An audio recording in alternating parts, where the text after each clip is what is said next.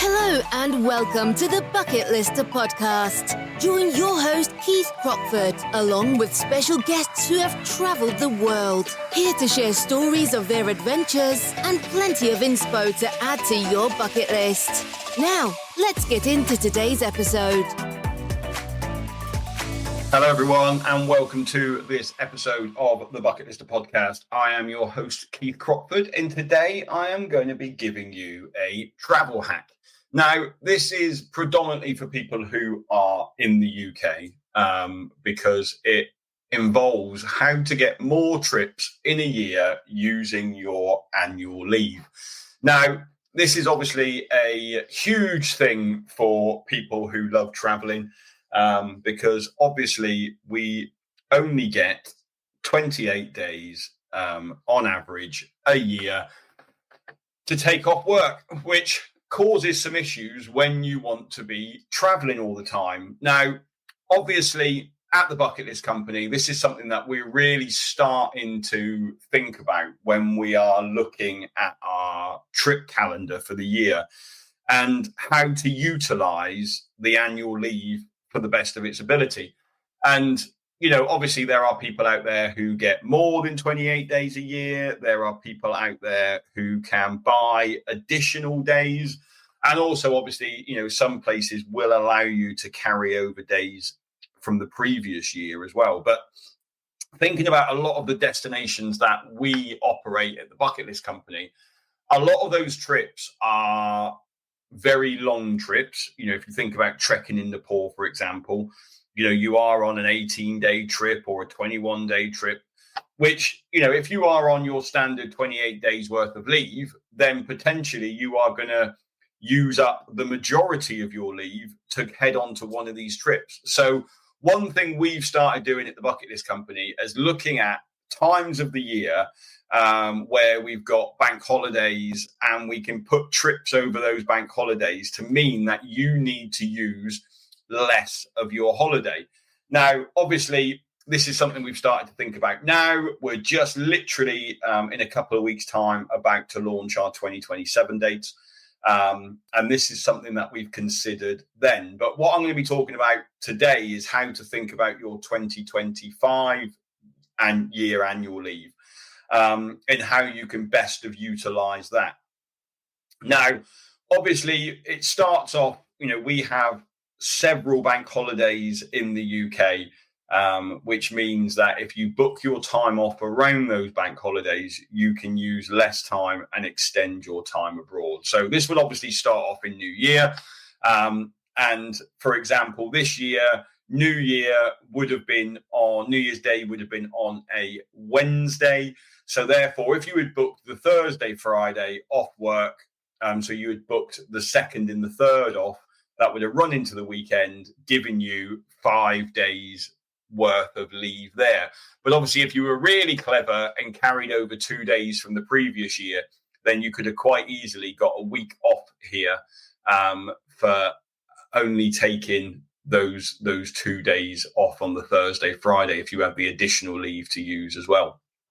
Now, the best one for us is actually, we've worked out, is Easter. Now, because Easter is a great time, start of the season for Nepal, when all those long trips exist.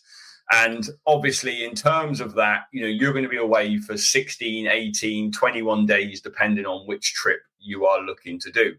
So, for example, this year, if you had taken off the 14th, 15th, 16th and 17th, and then the 22nd, 23rd, 24th and 25th of April, that would have given you 16 days of consecutive time off, but only using 8 days worth of annual leave.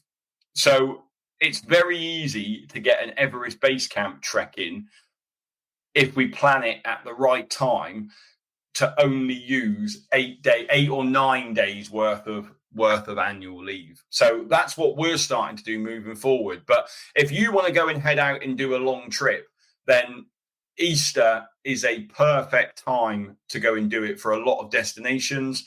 And, you know, March is still good for Southeast Asia. It's still good for places like Uganda and places like that where I've just come back from.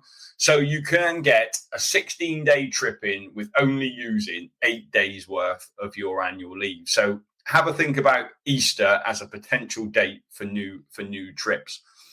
That then moves into May. Now, obviously, in the UK, we have 2 bank holidays in May, which basically would allow you to get a 9-day trip in at the start and at the end, and you would only need to use 4 days worth of annual leave for each of those trips. So you could get 2 9-day trips in, one at the start of May, one at the end of May, and only use 8 days of your annual leave there. So if you think about that, just in April and just in May, by using, what would that be, 16 days of your annual leave, you could end up with 34 days worth of being away. So those are great times to go and do that. Now, obviously, that then moves into the summer holidays, and we've got our August bank holiday there, and which is pretty much the last one of the year that we can really utilize. And again, you can use 4 days worth of leave there in August and get 9 days off. And again, we're looking at which trips, things like Gozo in places like that, which is a great time to go and learn to scuba dive. Water is super warm in Gozo. It's a 9-day trip, and would be, a great time to go and do that. Obviously, you wouldn't be going to Nepal in that time. Kilimanjaro would be good for August as well. Going on safari would be good for August. So again, for only 4 days worth of annual leave at that point, you're then going to utilize 4 days worth of annual leave, and you're going to get a 9-day trip out of it in August. And then obviously that then leads into our final opportunity of Christmas. And obviously for a lot of people, they don't want to be away at Christmas. But for some people, Christmas is a great time they want to disappear off. Places like Thailand, Vietnam, our new trip to Mexico will be a great one to go on to that one. Anywhere in the Indian Ocean, so the Maldives would be perfect time to go away at that time of year. And for 6 days worth of annual leave, if you took off the 22nd, 23rd, 24th, 29th, 30th, and 31st in December, that would give you 13 days of leave for just 6 days of annual leave.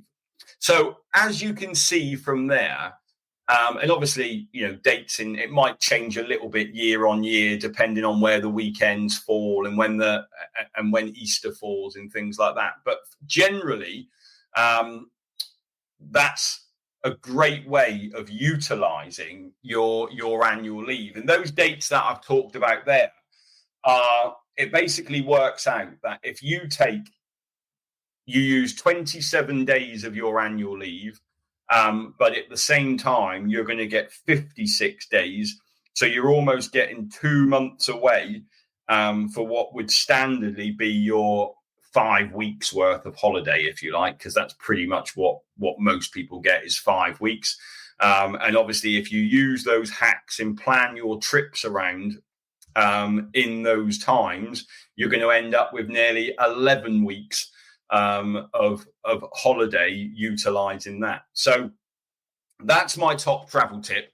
It's something that we are super considering at the Bucket List Company, of making sure that we have got dates available during those periods so people can really, really utilize their annual leave and make sure they're getting the most out of it, because we appreciate that people have got families, people have got other commitments, people have got other trips that they want to go on, and for things like Everest Base Camp and trips like that where it is such a long trip, you don't want to be using all of your annual leave to go and do it. So if you can utilize these dates and can book onto a trip where you can make the most of those those days off that you're going to get automatically, then that's a great way of traveling. So my tip for today then is look at your dates in advance, get your holiday booked in, utilize the general holidays in the UK. So you're looking at Easter, you're looking at the bank holidays in May,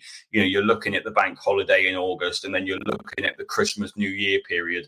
If you really want to get more time off work in 2025, 2026, and then 2027, we'll be launching our 2027 date in a couple of weeks' time, so keep your eyes peeled. I know there's lots of people inquiring at the minute because they love to plan ahead and get things in the diary ready to go. But this is a quick episode from me today, looking at that travel hack, which I think is a super important one, so you guys can get away more and do more things by utilizing your annual leave and making the most of it. Well, hopefully you have found this episode interesting. Hopefully you're going to go away now, look at your calendar and think about when you can go away. But if you've got any questions, please give us a call or send us in a message, and we would be more than happy to help. And obviously anyone that is listening over the waters anywhere else, the hack will probably work for you as well. You just need to look at when your holidays and your annual leave is. But yeah, that's it from me this week. I'll be back next week with another episode of the Bucket Lister podcast. But until then, have a great week. Thanks very much and goodbye. Thanks for listening to this episode of the Bucket Lister podcast. Be sure to click follow to be alerted for next week's episode. For more travel inspiration, check us out at www.thebucketlistcompany.co.uk or follow us on socials. See you next time.